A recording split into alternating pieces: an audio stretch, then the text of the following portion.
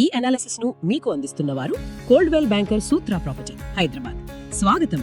ఈ రోజు అంటే ఆగస్టు 30, 2025న హైదరాబాద్ రియల్ ఎస్టేట్ రంగంలో ఏం జరుగుతుందో చూద్దాం. ప్రముఖ తెలుగు, ఇంగ్లీష్ పేపర్లలో వచ్చిన కొన్ని ముఖ్యమైన వార్తల్ని కొంచెం లోతుగా పరిశీలిద్దాం. సరే, అయితే మొదలు పెడదాం. కొన్ని రెగ్యులేటరీ విషయాలున్నాయి, అంటే కొన్ని చట్టపరమైన అంశాలు. కొన్నేమో ఇన్ఫ్రాస్ట్రక్చర్ ఫండింగ్, అంటే మౌలిక వసతుల కోసం నిధుల సమీకరణ గురించి. ఆ తర్వాత మార్కెట్ ట్రెండ్స్ ఎలా ఉన్నాయో కూడా చూద్దాం. ముందుగా ఈ లీగల్ రెగ్యులేటరీ యాక్షన్స్ ఏమున్నాయో చూడాలి. ఇజ్జత్ నగర్ లోని నమిత 360 లైఫ్ ప్రాజెక్ట్, దీనికి హైకోర్టు స్టే ఇచ్చింది. దీన్ని India's first vertical forest apartments అని బాగా ప్రచారం చేశారు కదా. ఓ, వర్టికల్ ఫారెస్ట్ అపార్ట్మెంట్స్ కా? దానిపై స్టేనా? ఎందుకు? జిహెచ్ఎంసీ పర్మిషన్స్ తో ఏమైనా సమస్య?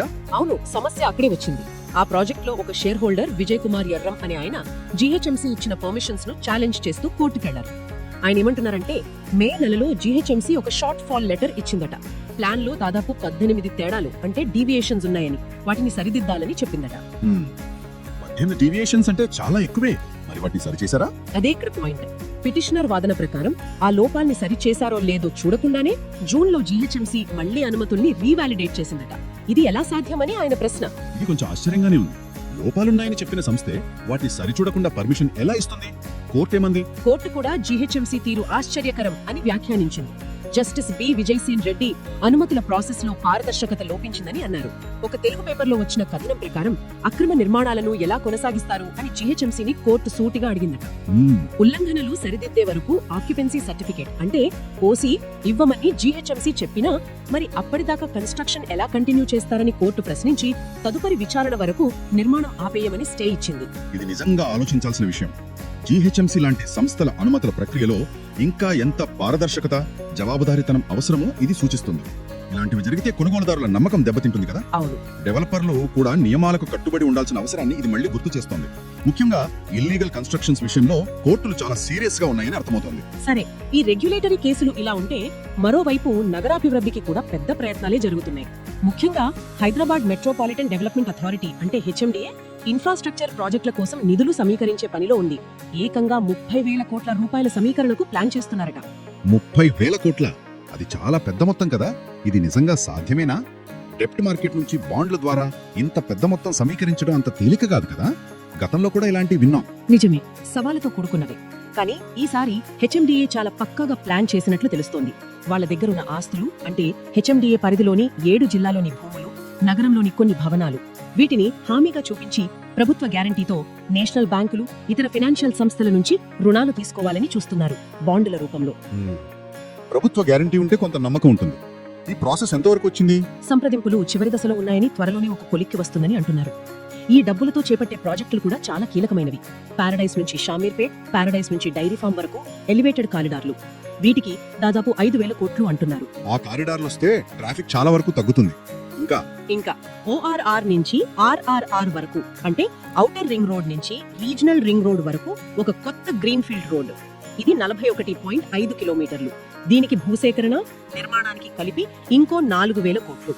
ఆ తర్వాత మూసీ రివర్ ఫ్రంట్ డెవలప్మెంట్, దీనికి కూడా 1,000 కోట్లు అవసరం. ఇవి కాకుండా ఇంకా ఇతర ఇన్ఫ్రా ప్రాజెక్టులు కూడా ఉన్నాయట. ఓకే, అంటే ఈ ఫండింగ్ కనుక సక్సెస్ అయితే హైదరాబాద్ ఇన్ఫ్రాస్ట్రక్చర్ కి ఇది పెద్ద బూస్ట్ అవుతుంది. కనెక్టివిటీ పెరుగుతుంది, ట్రాఫిక్ తగ్గుతుంది, నగరం యొక్క లివబిలిటీ కూడా ఇంప్రూవ్ అవుతుంది. కానీ 2 విషయాలున్నాయి. ఒకటి, ఇంత పెద్ద మొత్తం అప్పు అంటే హెచ్ఎండిఏ మీద, ప్రభుత్వం మీద భారం పెరుగుతుంది. రెండోది, ఈ ప్రాజెక్టులు అనుకున్న టైంకి, బడ్జెట్ కి పూర్తవుతాయా లేదా అనేది పెద్ద ప్రశ్న. ఇవన్నీ సవ్యంగా జరిగితే మాత్రం హైదరాబాద్ రియల్ ఎస్టేట్ కి, ముఖ్యంగా కొత్తగా కనెక్టివిటీ వచ్చే ప్రాంతాల్లో మార్కెట్ కి మంచి రోజులు వచ్చినట్టే. అవును, ఇన్ఫ్రాస్ట్రక్చర్ డెవలప్మెంట్ మార్కెట్ ని ఖచ్చితంగా ప్రభావితం చేస్తుంది. సరే, ఇక మార్కెట్ రెగ్యులేషన్ విషయానికి వస్తే, రెరా అంటే రియల్ ఎస్టేట్ రెగ్యులేటరీ అథారిటీ పనితీరు గురించి నారెడ్కో, నైట్ ఫ్రాంక్ కలిసి ఒక రిపోర్ట్ ఇచ్చాయి. రెరా, దీని గురించి చాలా చర్చ జరుగుతోంది కదా. ఈ రిపోర్ట్ ఏం చెప్తోంది? రెరా వల్ల నిజంగా మార్కెట్లో మార్పులు వచ్చాయా? మార్పులు స్పష్టంగా కనిపిస్తున్నాయని రిపోర్ట్ అంటోంది. ముఖ్యంగా పారదర్శకత పెరిగింది, ఫైనాన్షియల్ డిసిప్లిన్ వచ్చింది, ప్రాజెక్టులు టైంకి పూర్తవడం పెరిగింది, ఇంకా బయర్స్ లో కాన్ఫిడెన్స్ కూడా పెరిగిందట. నంబర్స్ పరంగా చూస్తే 2025 మధ్య నాటికి దేశవ్యాప్తంగా 1,50,000 ప్రాజెక్టులు, 1,00,000 మంది ఏజెంట్లు రెరా కింద రిజిస్టర్ అయ్యారట. అన్నిటికంటే ముఖ్యంగా 1,50,000 వివాదాలు పరిష్కారమయ్యాయని చెబుతున్నారు. 1,50,000 వివాదాల పరిష్కారమా? అది చాలా గ్రేట్ న్యూస్. కొనుగోలుదారులకు ఇది పెద్ద రిలీఫ్.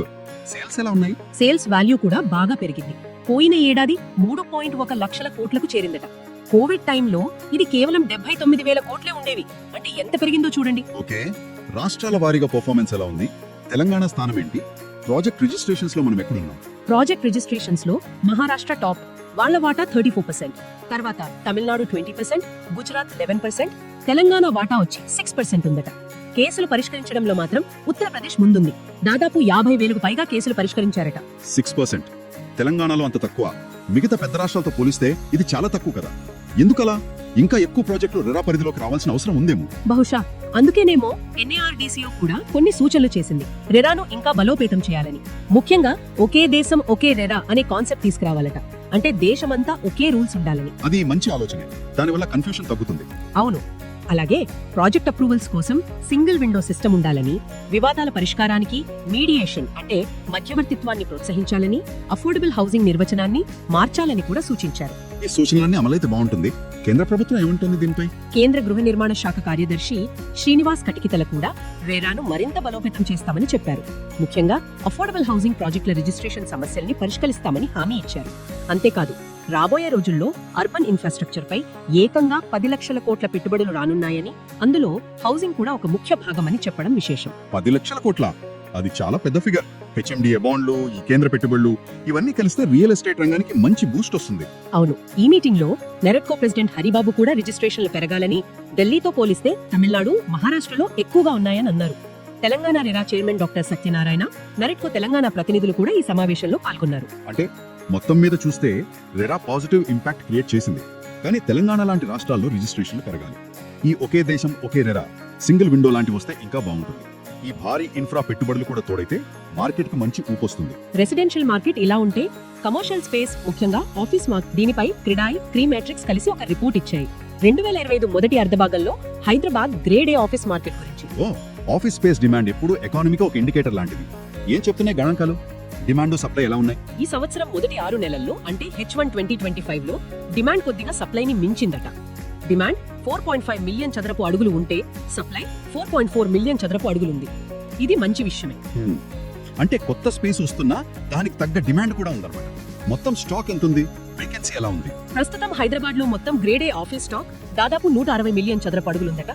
కానీ ఇక్కడ కొంచెం ఆలోచించాల్సిన విషయం ఏంటంటే ఖాళీలు అంటే వేకెన్సీ రేట్ దాదాపు 23%, 22.9% ఉంది. 23%? అంటే దాదాపు 4వ వంతు స్పేస్ ఖాళీగా ఉందా? ఇది ఎక్కడ ఎక్కువగా ఉంది? డిమాండ్ ఏ ప్రాంతాల్లో బలంగా ఉంది?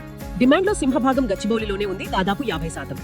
ఆ తర్వాత హైటెక్ సిటీలో 35%. అంటే మొత్తం డిమాండ్ లో 85% ఈ 2 ఏరియాల్లోనే ఉందన్నమాట. ఐటీ కారిడార్ హవా ఇంకా నడుస్తూనే ఉంది. పెద్ద డీల్స్ ఏమైనా జరిగాయా? జరిగాయి. టేబుల్ స్పేస్ అనే సంస్థ 2.64 లక్షల చదరపడుగుల లీజుకు తీసుకుంది. ఏబీబీ గ్రూప్ నాచారంలో 1.34 లక్షల చదరపడుగు తీసుకుంది. గుడియే టెక్నాలజీ సెంటర్ మైండ్ స్పేస్ లో 73,000కు పైగా చదరపడుగు తీసుకుంది. సరే, మరి డిమాండ్ ఏ రంగాల నుంచి వస్తుంది? ఐటీఐటీఎస్ఏనా లేక వేరేవా? ఇక్కడే అసలు ట్విస్ట్ ఉంది. రెండో క్వార్టర్లో అంటే ఏప్రిల్ జూన్ మధ్య డిమాండ్ లో హైయెస్ట్ షేర్ ఏకంగా 43% కోవర్కింగ్ స్పేస్ లదే అట. కోవర్కింగ్ దా 43%? ఇది చాలా ఆసక్తికరంగా ఉంది. ఆ తర్వాత ఐటీఐటీఎస్ వాటా కేవలం 9% మాత్రమే. రియల్ ఎస్టేట్ నుంచి 8%, బిఎఫ్ఎస్ఐ అంటే బ్యాంకింగ్, ఫైనాన్స్ రంగాల నుంచి 7% డిమాండ్ ఉంది. అంటే కోవర్కింగ్ చాలా డామినేట్ చేస్తోంది. దేశవ్యాప్తంగా కూడా మార్కెట్ పాజిటివ్ గా ఉందని, వేకెన్సీ తగ్గిందని, ముఖ్యంగా డొమెస్టిక్ కంపెనీలు, జీసీసీల నుంచి డిమాండ్ పెరుగుతోందని రిపోర్టు చెబుతుంది. ఓకే, ఈ నంబర్స్ చాలా విషయాలు చెప్తున్నాయి. గచ్చిబౌలి, హైటెక్ సిటీ డామినెన్స్ అలాగే ఉంది. అంటే ఐటీ కారిడార్ ఇంపార్టెన్స్ తగ్గలేదు. కానీ ఆ 23% వేకెన్సీ రేట్ అనేది కొంచెం ఎక్కువగానే అనిపిస్తుంది. అది ఎక్కడుందో చూడాలి. బహుశా పాత బిల్డింగ్స్ లోనో లేదా లొకేషన్ అంతగా బాగుని చోటేమో. కానీ ఈ కోవర్కింగ్ షేర్ 43% కి పెరగడం అనేది చాలా పెద్ద మార్పు. దీని అర్థం ఏంటి? వర్కింగ్ స్టైల్స్ మారుతున్నాయా? చిన్న కంపెనీలు, స్టార్టప్ల నుంచి డిమాండ్ బాగా పెరిగిందా? బహుశా అన్ని కారణాలు ఉండొచ్చు. అవును, ఈ trend future commercial space design పై, ఆయా ఏరియాలో రెసిడెన్షియల్ డిమాండ్ పై కూడా ప్రభావం చూపొచ్చు. అయితే మొత్తం మీద మనం చూసిన ఈ వార్తల సారాంశం ఏంటి? హైదరాబాద్ రియల్ ఎస్టేట్ రంగం ఒక డైనమిక్ ఫేజ్ లో ఉంది. ఒకవైపు రెగ్యులేటరీ నిబంధనలు కఠినతరం అవుతున్న సూచనలు కనిపిస్తున్నాయి. హైదరా తీర్పు, నమిత హోమ్స్ స్టే లాంటివి. మరోవైపు HMDA బాండ్ల లాంటి భారీ ఇన్ఫ్రాస్ట్రక్చర్ ప్లాన్స్ తో అభివృద్ధికి పెద్దపీట వేస్తున్నారు. వేరా వ్యవస్థ నిలదొక్కుంటోంది, కానీ ఇంకా మెరుగుపడాలి. ఇక ఆఫీస్ మార్కెట్, ముఖ్యంగా ఐటీ కారిడార్ లో బలంగానే ఉన్న ఆ వేకెన్సీ రేట్, కోవర్కింగ్ ట్రెండ్ లాంటివి గమనించాలి. నిజమే, ఈ అన్ని అంశాల మధ్య ఒక కనెక్షన్ చూడాలి. ఇన్ఫ్రా ఫండింగ్ మార్కెట్ కి ఉత్సాహాన్ని ఇస్తే, రెగ్యులేటరీ చర్యలు కొంత జాగ్రత్తను సూచిస్తున్నాయి. అంటే డెవలప్మెంట్ అవసరమే, కానీ అది రూల్స్ ప్రకారం జరగాలి అనే దాని మీద ఫోకస్ పెరుగుతోంది. ఈ రెండిటి మధ్య బ్యాలెన్స్ చాలా ముఖ్యం. ఓవరాల్ గా చూస్తే హైదరాబాద్ రియల్ ఎస్టేట్ ఫ్యూచర్ ఆశాజనకంగానే కనిపిస్తోంది.